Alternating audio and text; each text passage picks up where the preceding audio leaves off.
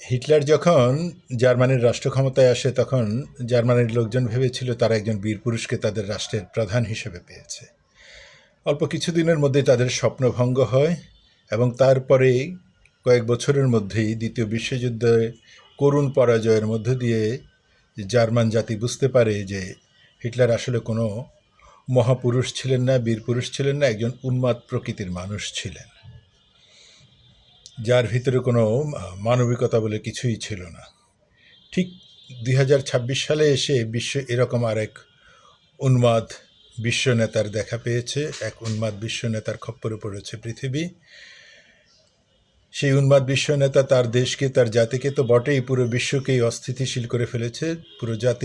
পুরো বিশ্ব জাতিকেই একটি অনিশ্চিত গন্তব্যের দিকে ঠেলে দিয়েছে।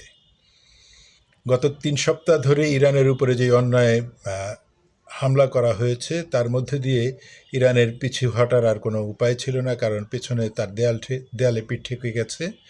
তাই বাঁচার জন্য তার সামনের দিকে এগিয়ে যাওয়াটাই ছিল একমাত্র পথ। সেই প্রেক্ষাপটে ইরান পাল্টা হামলা শুরু করেছে।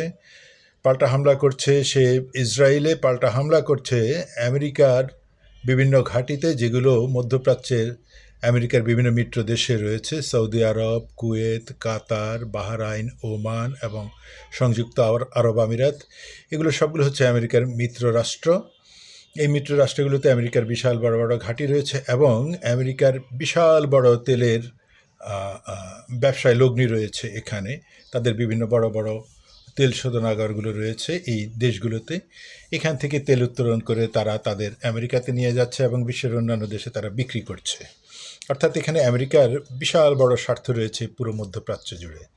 ঠিক সেই জায়গাগুলোতেই ইরান পাল্টা হামলা করছে এবং এই হামলায় সারা পৃথিবীতে এটার একটা প্রভাব পড়েছে। বিশেষ করে উন্নত বিশ্বগুলো, যেখানে তাদের ভোগবিলাস, আনন্দ আয়োজনে এই মধ্যপ্রাচ্যের এই দেশগুলোর তেলের ভূমিকা রয়েছে, তাদের টাকা এখানে লগ্নি করা রয়েছে, তারা হুমকির সম্মুখীন হয়েছে। উন্নত রাষ্ট্রগুলোর কপালে ভাঁজ পড়ে গেছে যে কীভাবে এখান থেকে মুক্তি পাওয়া যায়।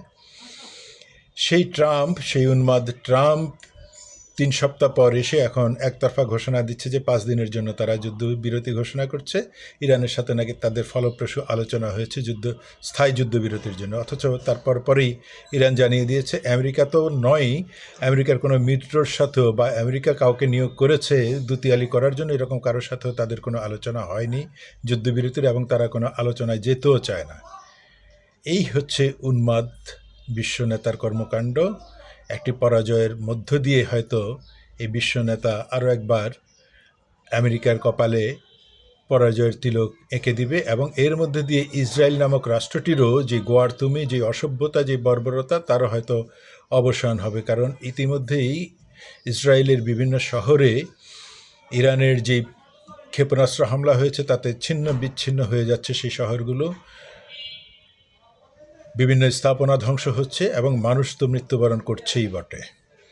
এই অবস্থাতে তার একতরফা যুদ্ধবিরতি ঘোষণা হয়তো একটি কৌশল হতে পারে, অথবা সত্যিকার অর্থেই তারা পরাজয়টা টের পেয়ে যাচ্ছে। টের পেয়ে পরাজয় থেকে নিজেদেরকে আপাতত মুখ রক্ষার মতো করে কিছু কথা বলে এখান থেকে নিজেদেরকে সরিয়ে নেওয়ার একটি কৌশল করছে, অথবা কৌশল করে আগামী 5 দিনে তারা ভিন্ন কোনো কৌশল করে আবারও তারা হামলা করতে চাইবে। কিন্তু এবারের হামলায় নিশ্চিত করে বলা যায় আমেরিকা এখান থেকে বিজয় নিয়ে ফিরতে পারবে না। অতীতেও যেমন তারা ভিয়েতনাম থেকে পারেনি, তারা যেমন বাংলাদেশের সাথে একটি প্রক্সি যুদ্ধ করেছিল 1971 সালে, সেখানেও তারা পরাজিত হয়েছে। তারা যেমন আফগানিস্তানে তালেবানদের সাথে পরাজিত হয়েছে, এরকম আরও একটি পরাজয়ের দ্বার প্রান্তে পৌঁছে গেছে। এবং এই সাথে ইসরায়েল নামক যেই বিস্ফোরাটি সারা বিশ্বকে অস্থির করে রেখেছে, বিশেষ করে মধ্যপ্রাচ্যকে অস্থির করে রেখেছে, এই ইসরায়েল নামক রাষ্ট্রটিরও বিষদাঁত এবার ভাঙার উপক্রম হয়েছে বোধ করি।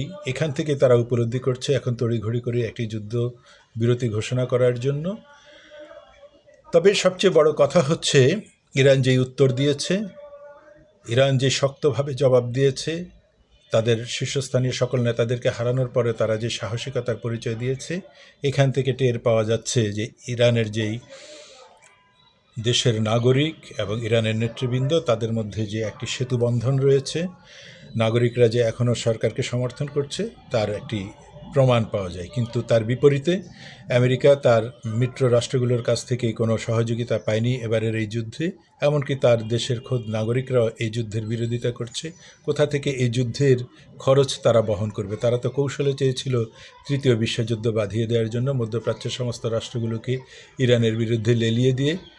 কিন্তু সৌভাগ্যক্রমে মধ্যপ্রাচ্যের রাষ্ট্রগুলো তারা এই ফাঁদে পা দেয়নি। আর পা দেয়নি বলে তৃতীয় বিশ্বযুদ্ধ বা একটি ছায়া তৃতীয় বিশ্বযুদ্ধ থেকে রক্ষা পেয়েছে পৃথিবী।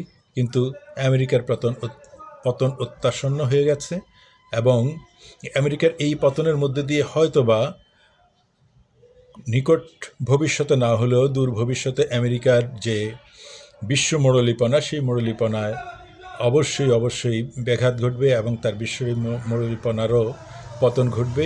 এককভাবে আর সে বিশ্বের মোড়ল হয়ে থাকতে পারবে না, একক পরাশক্তি হয়ে থাকতে পারবে না। এখান থেকেই তাকে এই পরাজয়ের গ্লানি নিয়ে এবং এই উন্মাদের হাত থেকে রক্ষার জন্য আমেরিকার নাগরিকদেরকে এখন প্রতিবাদ করতে হবে। এই যুদ্ধ বন্ধের জন্য সর্বাত্মকভাবে তাদেরকে প্রতিবাদ জানাতে হবে, ঘৃণা জানাতে হবে। ট্রাম্প নামক এই উন্মাদের বিরুদ্ধেই ঘৃণা জানাতে হবে, ইসরায়েল নামক এই ঘৃণিত রাষ্ট্রটির বিরুদ্ধে। এবং সারা পৃথিবীতে যেখানেই যে রাষ্ট্রটির স্বাধীনতা সার্বভৌমত্বে কেউ আঘাত করবে, দখল করে নিতে চাইবে, তার বিরুদ্ধে সারা পৃথিবীর গণতন্ত্রকামী মানুষকে এবং স্বাধীনতাপ্রিয় মানুষকে প্রতিবাদ করতে হবে। এভাবেই ছোট বড় সমস্ত রাষ্ট্র মিলে এই পৃথিবী স্থিতিশীল হবে। তা না হলে বড় রাষ্ট্রগুলো যে কোনো খেয়াল খুশি মতোই ছোট রাষ্ট্রগুলোকে দখল করে ফেলতে পারবে। যদি এর প্রতিবাদ করা না হয়, যদি এর বিরুদ্ধে দাঁড়ানো না হয়, এর বিরুদ্ধে আমাদের সকলকেই দাঁড়াতে হবে।